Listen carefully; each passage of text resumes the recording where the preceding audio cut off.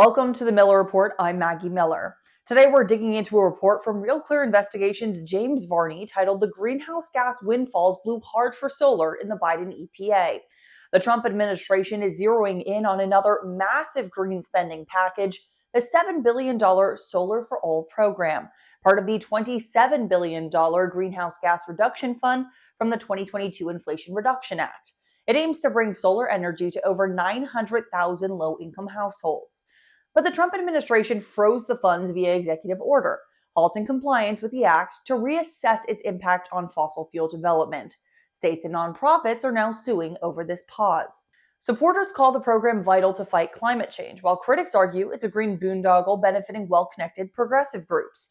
Real Clear Investigations reveals that a large chunk of the frozen funds was earmarked for publicly funded environmental groups and agencies, mostly in Democratic states. The largest nonprofit award, $311.4 million to Grid Alternatives, which was co-founded by Tim Sears, an Obama-era White House champion of change for solar deployment. The investigation also found the 2024 Solar for All grants totaled more than double what the EPA spent on hazardous substance superfunds, and $3 billion more than its environmental program budget. Yet only 12 of the EPA's 15,000 employees were assigned to manage it. Real Clear Investigations' James Varney joins us now to discuss where the Solar for All money is now and what sort of roadblocks it has hit. James, thanks for being here. Happy to do it, Maggie. So would you walk us through where that money is? Well, the Solar for All is $7 million of what the Biden administration called the Greenhouse Gas Reduction Fund, which in total was $27 billion. And you've probably seen a lot of stories in the news about the $20 billion that they parked at Citibank. So that special kind of carve out took that money outside of Treasury's control. The $7 billion that comprises Solar for All stayed under the Treasury Department's control. So the Trump administration froze the money before it could be distributed. It was supposed to go out in about 60 different grants to various state agencies, nonprofits, tribal agencies, and the like. So far, I think just under 31 million was distributed before the freeze was put on. So that money remains right now at the Treasury Department. And what was your biggest takeaway from the program's record, and who has been receiving those funds? Well, on the second part about who's receiving it, I think it was interesting to see that there is this tight network, really a nationwide one, of the nonprofits and the state agencies that were working to advance or are working to advance the green agenda. And we saw some of the same names with the $20 billion Greenhouse Gas Reduction Fund and this. So, for example, you had a group called Inclusive Prosperity Capital. That's part of the Solar for All. It was supposed to get $100 million or so. And it is also partnered with Inclusive, no E at the end, in New York City, which got almost $2 billion out of the other part of the greenhouse gas reduction funds. You also would see things like nonprofits that had partnered with other government agencies that were going to get grants. You had the biggest single nonprofit getting money in Solar for All was called Grid Alternatives. It's based in Oakland. It was supposed to get $311 million. And it has historically partnered a lot with a energy department, which is in the mayor's office, I guess, at Washington, D.C. It's a Washington, D.C. entity. And that entity was itself supposed to get about $61.2 million. So you see how these things are all kind of tied together. The pots are kind of slopping around here and there, and it just creates a huge amount of money for this network. So it seems like a very tight-knit network there, and you've reported the EPA's budget grew 400% under the Biden administration. The Trump administration has gotten right in there, and they're trying to unencumber themselves of these Biden-era decisions as they now work to get that money back. Are you surprised with how quickly they've been able to do this? I am surprised at how quickly the administration is moving, especially when you compare it to the first Trump administration. And of course, he had his hands tied by a lot of things like the Russia hoax and all them that aren't around now. But he seems to have learned from that experience, and they're moving at lightning speed on a lot of different things.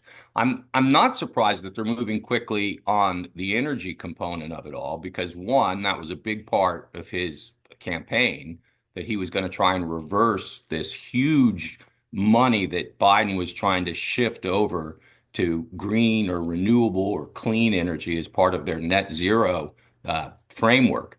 So that didn't surprise me much. Now, we do need to remember that he has tried to freeze all this. We don't know how successful it's going to wind up being. The $20 billion that's at Citicorp, that's tied up in a lot of lawsuits. The $7 billion in the Solar for All that you and I are talking about here, some of that might get tied up in lawsuits. But I'm not surprised that he was able to take these kind of big pots and at least freeze them. Now, whether or not that will end it and we save that money, I think that remains to be seen. You've touched on it briefly, but I'd like to get into it a little bit more. Why does it seem like there's a disparity with where the money is going? And your reporting, you say that it's going to primarily Democratic states and groups. Why is this the case? Is this because that they seem to be more involved in it? Well, I think that's a good point, what you just made. Like, you probably do see a lot more activity on the green energy fronts in the blue states, so to speak, than you do in the red states. But I don't think that's all that surprising. That's probably as old as the hills a little bit, right? That whoever is in power tries to kind of get the gravy going to its bases and things like that. And obviously, the Congress people are all sort of squabbling and fighting to get their pork for their district. So you did have a very liberal administration involved in crafting all this. So it doesn't really surprise me that much that it looks like the lion's share of the money did go to blue states, did go to state agencies that have been aligned with the net zero, the renewable energy kind of frontier that we see here. So, but you also had something, the EPA was telling me about this, that they feel that this solar for all might have a little bit more support than some of the others because it is more nationwide, because you had 60 recipients, and therefore it might have a little more bipartisan support in Congress. I don't know if that's going to be true, right? Congress seems like it's not doing anything since it passed the continuing resolution. But it could be that this is something that some people like. The EPA told me last year, the Biden EPA told me last year when we first wrote about this in October, that they knew some Republican Congress members that were quite happy that their district was going to get some money here. So that could all wind up being a factor in terms of how quickly the Trump administration is able to get this back.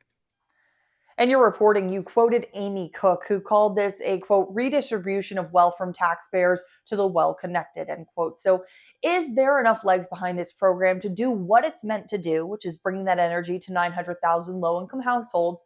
Or is it unfortunately just lining people's pockets? That's a really good question. And I should say that we didn't come out and say that it was lining people's pockets. This was something that some of the critics that we quoted saying when we were reporting the story. There's a feeling, and you and I talked about it a little bit a moment ago, that it's going to very specific groups in very specific areas. And so I think as a consequence of that, you've got a little more, what's the word we might look at, skepticism, or they might be a little more dubious about whether or not it's going to be able to achieve its goals. I think its goals are probably not achievable, right? They're supposed to get $7 of private money for every single dollar of federal money. I don't see how they're going to be able to attract that kind of private investment. If it was such a good deal, private investment would probably already be there. They're supposed to get somewhere, I think, in the neighborhood of 800 or 900,000 homes. And remember that 70% of this or more, the money is supposed to be spent on what they call low income or disadvantaged communities. We don't know that there's really any organic market or demand for that there. So I don't know that it will be able to hit the goals that the program set for itself. I think most people are skeptical of that. What do you take away from the discovery that more money was put into this program than other budgets within the EPA that people may argue are more important?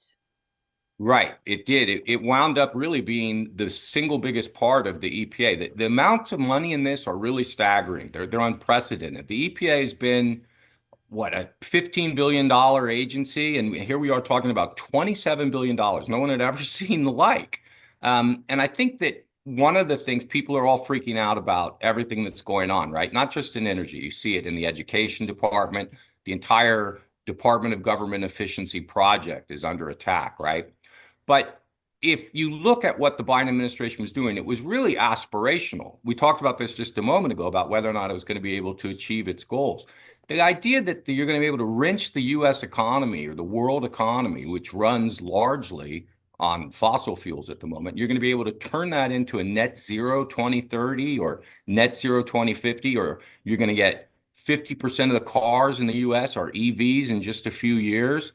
None of that's really feasible. It was all, like I said, it was all aspirational. So I think that people are, one, skeptical or dubious that any of this could be achieved.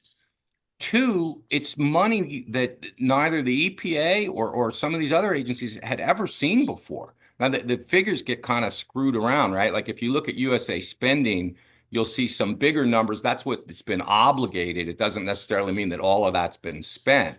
You know, they have $9.7 trillion obligated in fiscal year 24.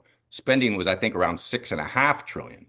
But that just sort of reflects how huge this gamble was, this bet that was being made. And I think that when people look at that in its whole perspective, they probably will be a little less freaked out about what it is that Trump is trying to do. And how about that funding in regards to hazardous substance super funds and environmental program budgets? How does that work out? Well, I think most people associate those things with the EPA's core mission.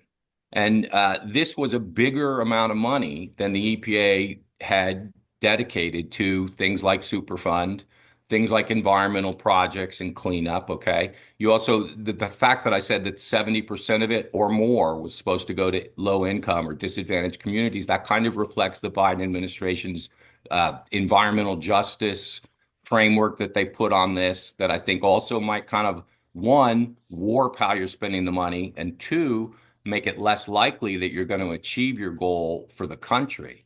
So that just sort of shows you that the amounts of money and what they were doing, it wasn't going to the EPA's core mission as far as people have understood it over the years. Obviously, energy policy can be a little convoluted for some people. So, what would you say to them to wrap things up?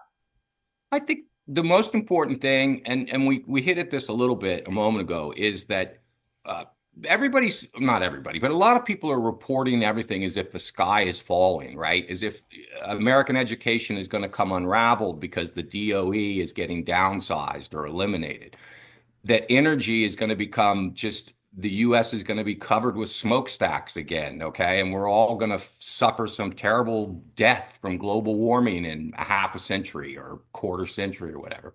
I don't think any of that's true.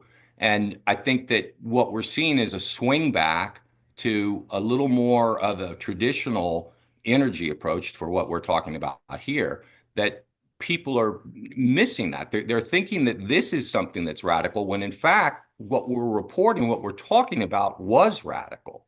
And I think as that gets kind of stopped or at least downsized quite a bit, things will return more or less to the kind of environment that most Americans have expected and liked in terms of their energy over decades now. I don't think, we talked about this a little bit when you and I were talking a couple of weeks ago, that I don't think you're going to see $1.50 gas at the pump.